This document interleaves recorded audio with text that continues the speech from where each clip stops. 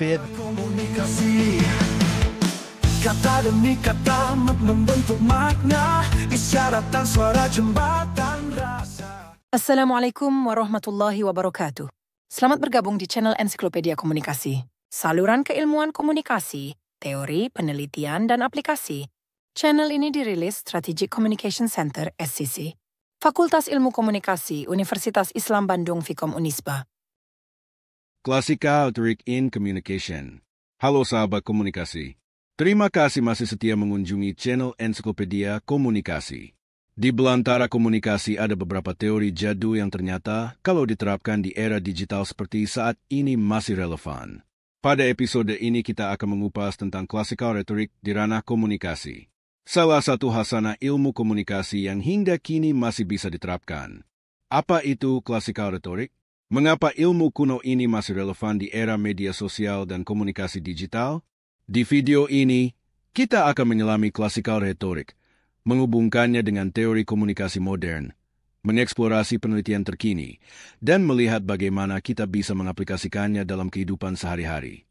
Jangan lupa like, subscribe, dan aktifkan lonceng notifikasi agar tidak ketinggalan konten menarik dari channel Ensiklopedia Komunikasi. Let's dive in. Klasikal retorik adalah seni persuasi yang lahir di Yunani kuno, dipelopori oleh filsuf seperti Aristoteles, Plato, dan Cicero. Menurut Aristoteles dalam bukunya Retorik, ada 3 elemen utama dalam persuasi: ethos, kredibilitas pembicara; pathos, emosi audiens; dan logos, logika argumen. Ketiga elemen ini membentuk fondasi komunikasi persuasif yang masih digunakan hingga kini.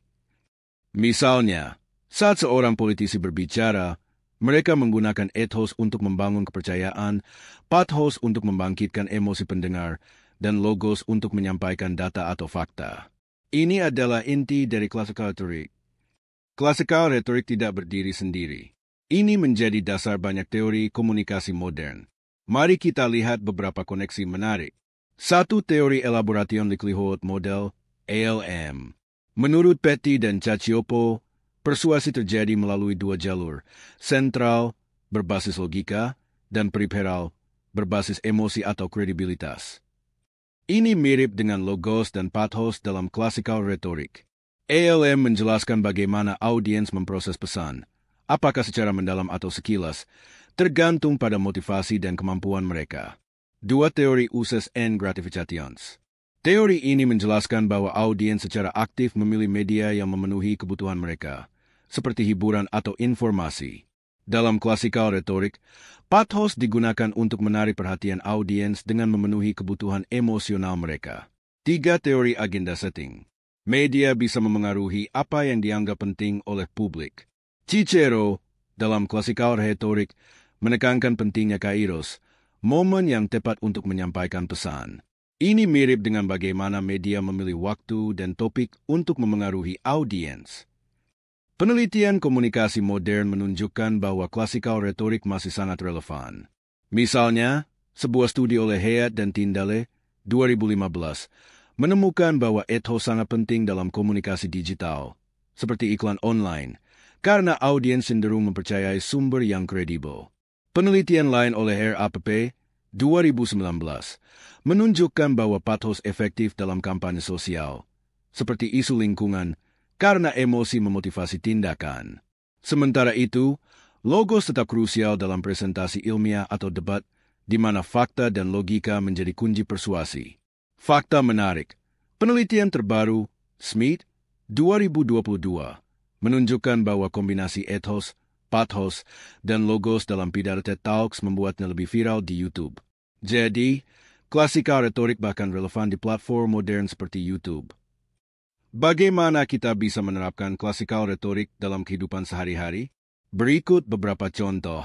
1. Public speaking. Saat presentasi di kantor, gunakan ethos dengan menyebutkan pengalamanmu, pathos dengan cerita yang menggugah, dan logos dengan data yang mendukung argumenmu. 2. Media sosial.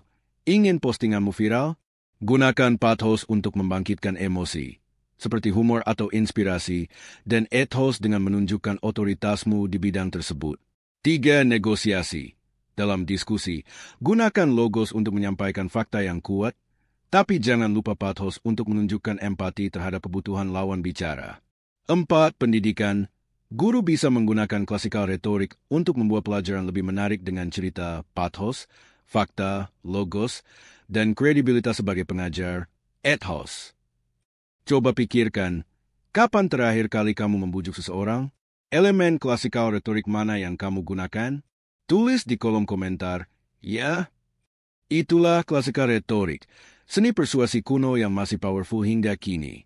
Dari teori komunikasi modern hingga aplikasi sehari-hari, elemen seperti ethos, pathos, dan logos terus membentuk cara kita berkomunikasi. Kalau kamu suka video ini, jangan lupa like, share, dan subscribe ke channel Ensiklopedia Komunikasi untuk konten menarik lainnya. Apa topik komunikasi yang ingin kamu pelajari selanjutnya? Tulis di kolom komentar. Sampai jumpa di video berikutnya. Suara komunikasi.